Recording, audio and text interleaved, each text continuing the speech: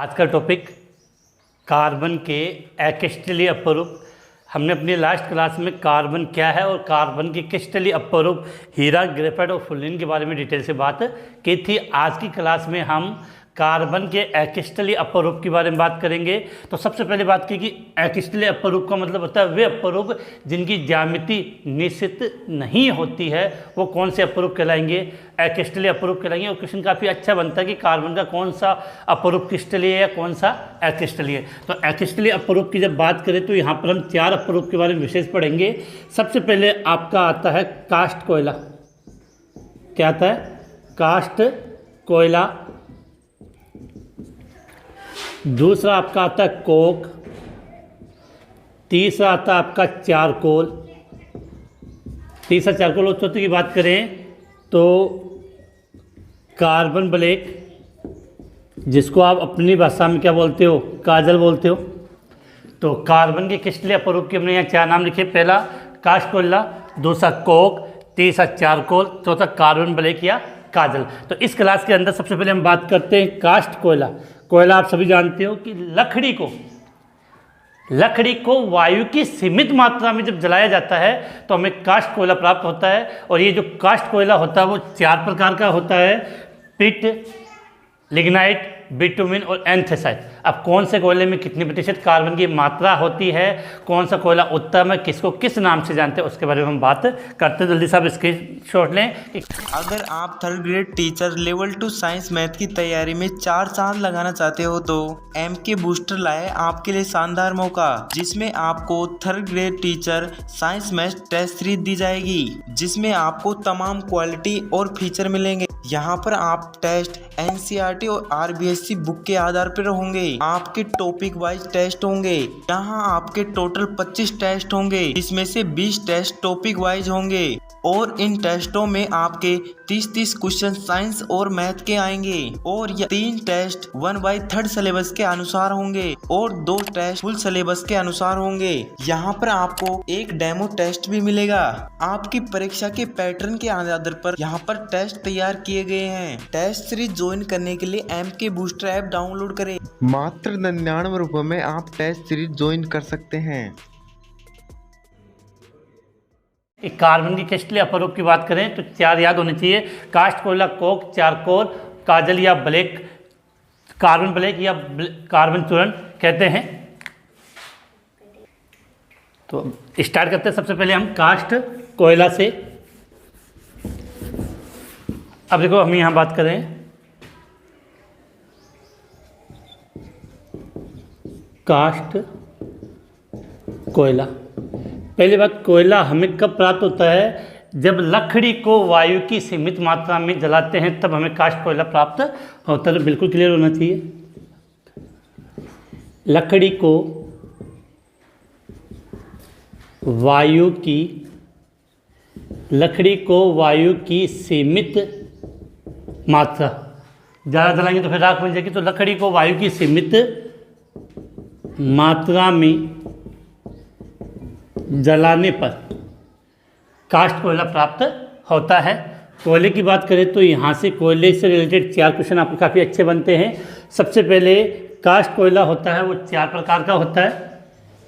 कितने प्रकार का? कास्ट कोयले की अगर हम बात करें तो कास्ट कोयला आपके 4 प्रकार का होगा। सबसे पहले कोयले की हम बात करें तो जिसको हम बोलते हैं पिट कोयला। पहला पिट, दूसरा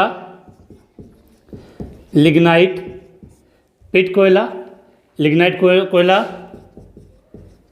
बिटुमिन और एंथ्रेसाइट।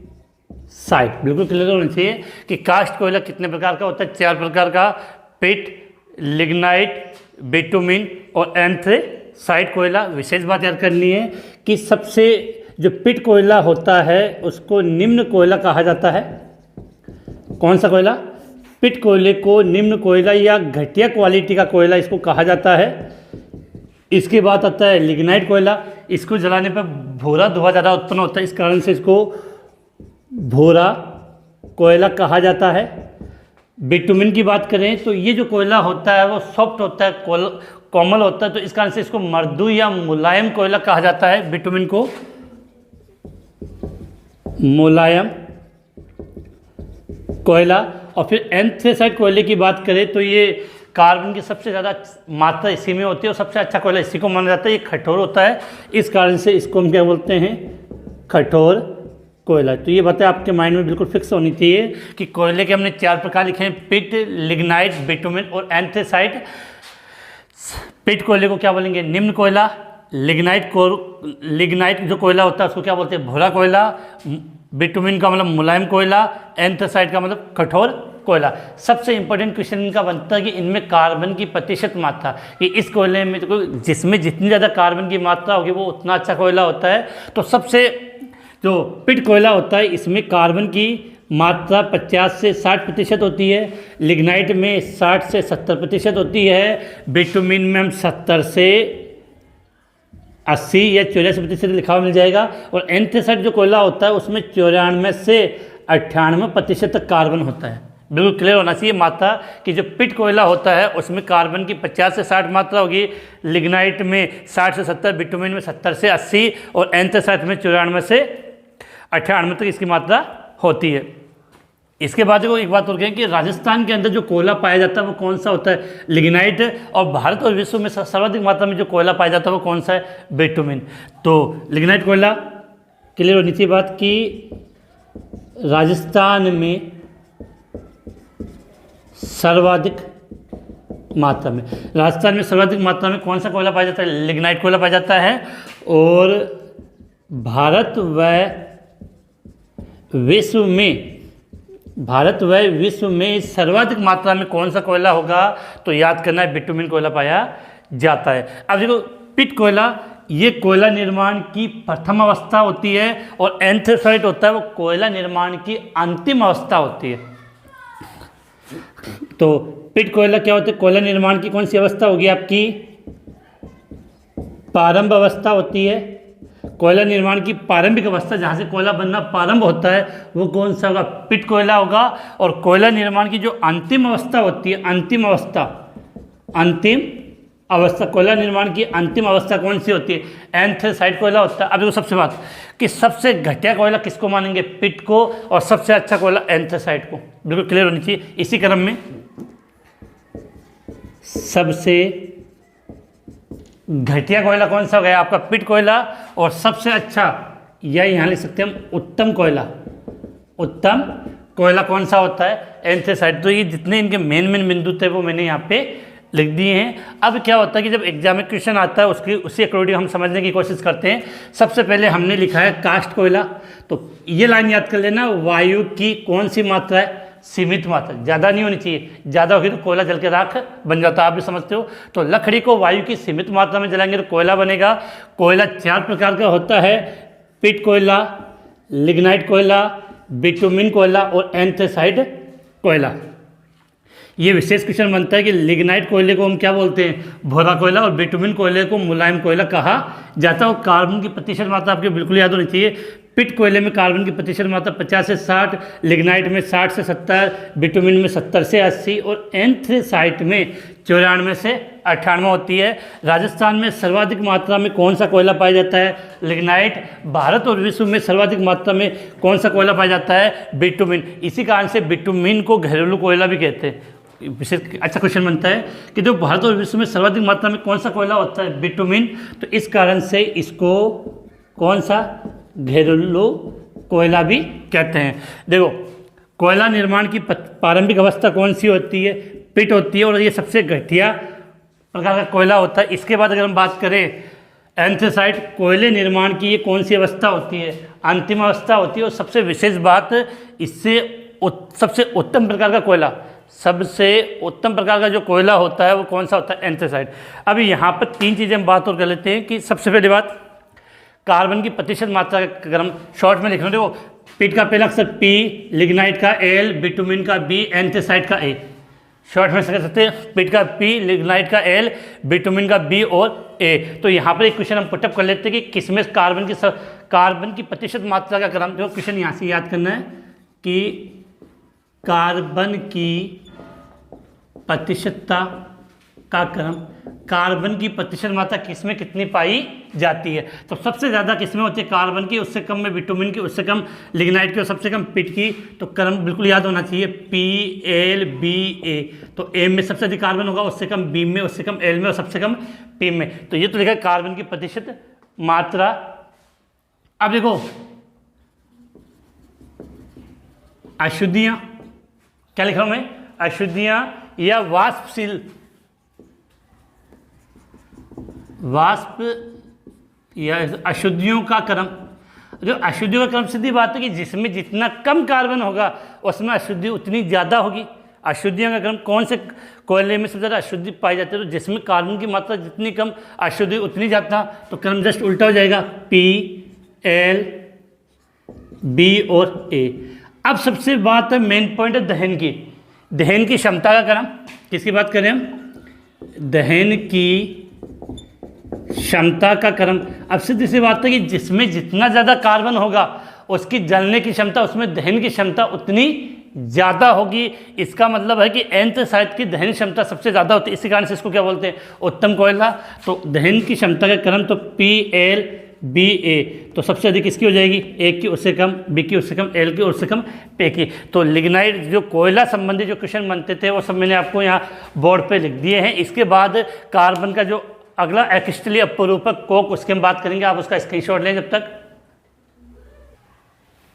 इसके बाद देखो कार्बन का अगला अपरूप आता है कोक। पहला क्वेश्चन तो ये बनेगा कि कोक क्या होता है। देखो हम बात करें कार्बन के अगले अपरूप की, किसकी, कोक की। पहली बात तो कोक कैसा रूप है, कार्बन का एक्स्टली अपरूप है। अब देखो कोयले का जब भंजक आसवन किया जाता है, क्या, कोयले का जब हम भंजक आसवन करते हैं तो उसमें से जितनी भी गैसें होती है वो बाहर निकल जाती है और शेष बचा हुआ पदार्थ, शेष बचा हुआ पदार्थ क्या कहलाता है, कोक कहलाता है। कोक के अंदर कार्बन की जो प्रतिशत मात्रा होती है वो 80 से 85% होती है, 80 से 85% होती है। और कोक को धुआं रहित कोयला कहा जाता है। कोक को क्या कहते हैं, धुआं रहित कोयला कहते हैं। और इसका उपयोग होता है बड़े बड़े महानगरों में, भट्टियों में ठोस ईंधन के रूप में इस कोक का प्रयोग किया जाता है। और धातुओं के निष्कर्षण में, धातुओं के निष्कर्षण में इसका उपयोग अपचायक के रूप में किया जाता है। तो ये कुछ बिंदु जो हमें याद करने। सबसे पहले हम कोक की बात करें तो सीधी सी बात याद होनी चाहिए कि कोयले के भंजक, कोयले के भंजक आसवन को, कोयले का भंजक आसवन करने से उससे गैसें बाहर निकल जाती है तथा शेष बचा हुआ पदार्थ कोक कहलाता है। क्लियर होनी चाहिए कि कोयले का भंजक आसवन करने पर कोक प्राप्त होगा। उससे भंजक आसवन करने से उसमें जितनी भी गैसें होती है वो सब बाहर निकल जाती है और जो शेष पदार्थ बचता है वो कोक कहलाता है। कोक में कार्बन 80 से 85% तक होता है। कोक को धुआं रहित कोयला भी कहा जाता है। कोक को धुआं रहित कोयला भी कहा जाता है। और विशेष आप इनके उपयोग की बात कर लेना कि बड़े बड़े महानगरों में जहाँ प्रदूषण की समस्या ज़्यादा होती है वहाँ पर इसी कोक का प्रयोग किया जाता है जिससे प्रदूषण कम हो। बड़े बड़े महानगरों में, बड़े बड़े महानगरों में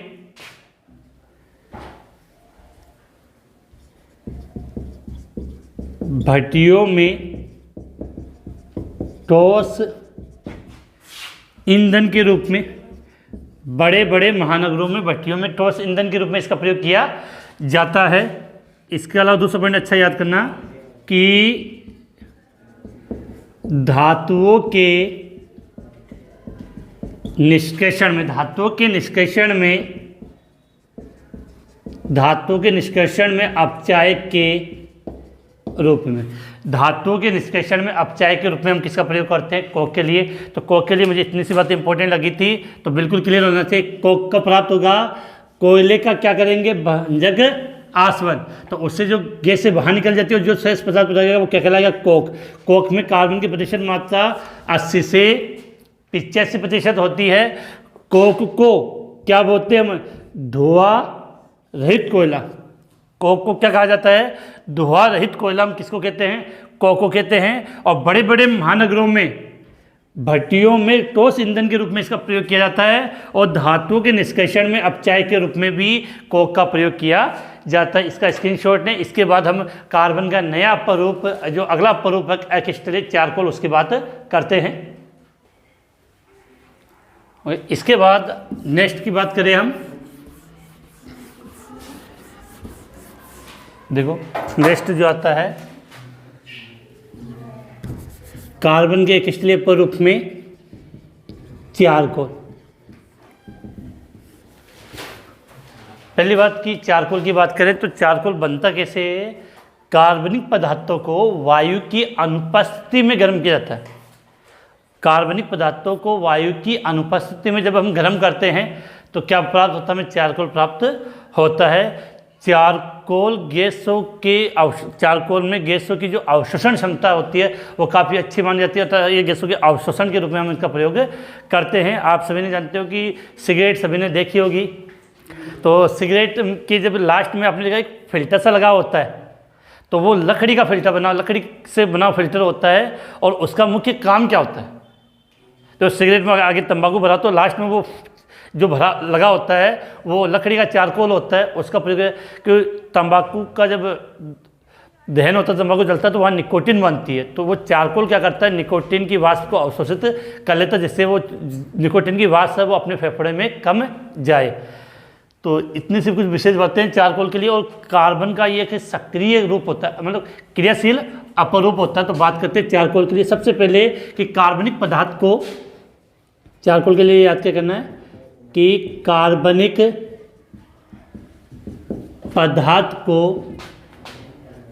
पदार्थ को वायु की अनुपस्थिति में, कार्बनिक पदार्थ को वायु की अनुपस्थिति में गर्म करने पर, कार्बनिक पदार्थ को वायु की अनुपस्थिति में गर्म करने पर हमें क्या प्राप्त होता है? चारकोल प्राप्त होता है।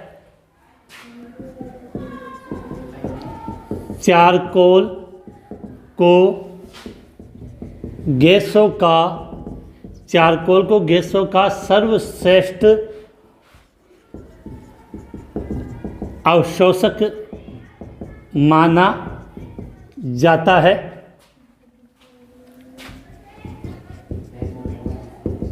सिगरेट में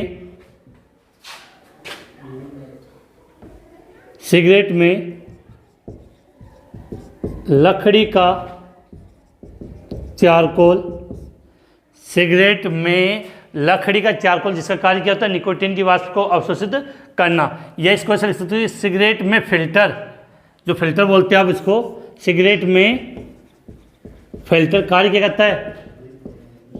निकोटीन की वाष्प को अवशोषित करता है। तो सिगरेट में फिल्टर लकड़ी के चारकोल का बना होता है। सिगरेट में फिल्टर लकड़ी के चारकोल का बना होता है। और कार्बन के जो अपरूप की बात करें उनमें सर्वाधिक क्रियाशील होता है ये कार्बन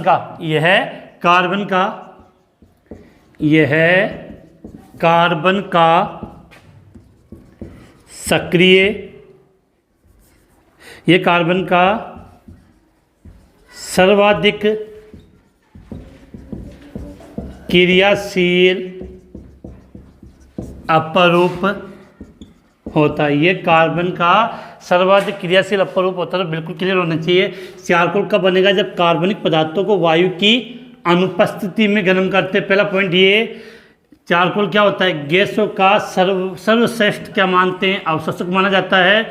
सिगरेट में जो फिल्टर लगा होता है, सिगरेट में जो फिल्टर लगा होता है वो लकड़ी के चारकोल का बना होता है, जिसका कार्य क्या होता है? निकोटीन की वाष्प को अवशोषित करना और कार्बन का सर्वाधिक क्रियाशील अपरूप इसी को माना जाता है। इसके बाद आपका लास्ट जो आता है कार्बन के एक्स्टलीय अपरूप में बात करें तो ब्लैक, कार्बन ब्लैक या कार्बन चूर्ण या काजल कहते हैं। तो जब कार्बनिक पदार्थ को पूर्ण वायु की उपस्थिति में जलाया जाता है तो काजल प्राप्त होता है। और आपने अपने घरों में भी देखा होगा कि बत्ती को जलाते हैं और उसके ऊपर दिया रखे जाते हैं तो वहाँ काजल प्राप्त होता है। और उस काजल में कार्बन की सर्वाधिक मात्रा 99% तक, काजल में 99% तक कार्बन पाया जाता है, जिसका उपयोग आपको पता है शाई बनाने में, बोर्ड पॉलिश करने में, सौंदर्य प्रसाधन के रूप में भी इनका प्रयोग किया जाता है। तो इसका स्क्रीनशॉट लें। फिर उसके बाद हम नेक्स्ट की बात करें कार्बन के एक्स्टलीय अपरूप की, अगले अपरूप की।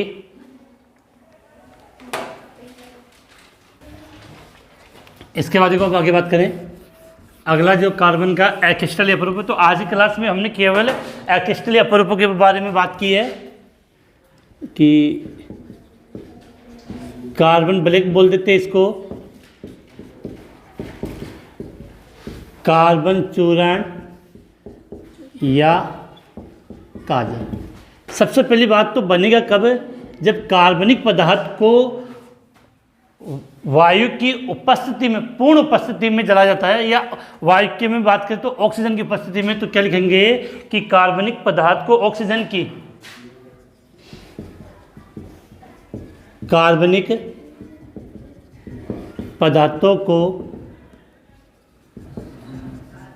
पदार्थों को ऑक्सीजन की पूर्ण उपस्थिति में, कार्बनिक पदार्थों को ऑक्सीजन की पूर्ण उपस्थिति में जलाने पर कार्बन, या सीधे लिखे जलाने पर काजल प्राप्त होता है। काजल में 99% कार्बन उपस्थित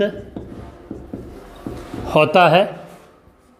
आगे बात करें उपयोग की बात कर लें तो उपयोग के लिए विशेष याद कर लेना। जैसे नॉर्मली वैसे आप जानते हो भी, देखो एक तो शाई बनाने में, बोट पॉलिश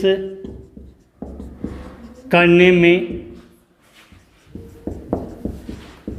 सौंदर्य प्रसाधन में, मतलब सजने संवरने में, और फोटोकॉपी मशीन में कार्बन चूर्ण के रूप में। तो ये अपना हुआ कार्बन के कौन से अपरूप, एक्स्टलीय अपरूप। मेन बिंदु मैंने लिखा दिए कि काजल आपको तभी प्राप्त होगा जब कार्बनिक पदार्थ को ऑक्सीजन की पूर्ण उपस्थिति में क्या करते हो, आप जलाते हो। कार्बन की इसमें लगभग 99% मात्रा होती है। इसके अलावा शाई बनाने में, बोर्ड पॉलिश करने में, सौंदर्य प्रसाधन में, फोटोकॉपी की मशीन में कार्बन चूर्ण के रूप में इसका प्रयोग किया जाता है। तो अपनी जो कंटिन्यू इसकी जो 3 क्लासें हुई है उसके अंदर पहला कार्बन क्या था, फिर दूसरे में कार्बन के एक्स्टलीय अपरूप, और तीसरी क्लास में हमने बात की कार्बन के एक्स्टलीय अपरूप। अब नेक्स्ट क्लास में हम बात करेंगे कार्बनिक यौगिकों का नामकरण या विशेष जहाँ टॉपिक आता है हाइड्रोकार्बन, जिसके अंदर हम एल्केन, एल्कीन, एल्काइन प्लस इनके जो साधारण और आईपीसी नाम है जो अपने कंपटीशन एग्जाम में पूछे जाते हैं, हम उसके बारे में बात करेंगे। तो आज की क्लास हम यहीं समाप्त करते हैं।